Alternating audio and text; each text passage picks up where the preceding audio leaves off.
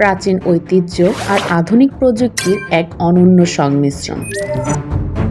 একটি দ্বীপ, কিন্তু এই দ্বীপ দেশটি কিভাবে জন্ম নিল, কিভাবে হাজার হাজার বছর ধরে গড়ে উঠল এর সভ্যতা, সংস্কৃতি ও রাষ্ট্র ব্যবস্থা, এবং কিভাবেই বা নিজের স্বাধীনতা ও সার্বভৌমত্ব অক্ষুণ্ণ রেখে আধুনিক বিশ্বশক্তিতে পরিণত হলো।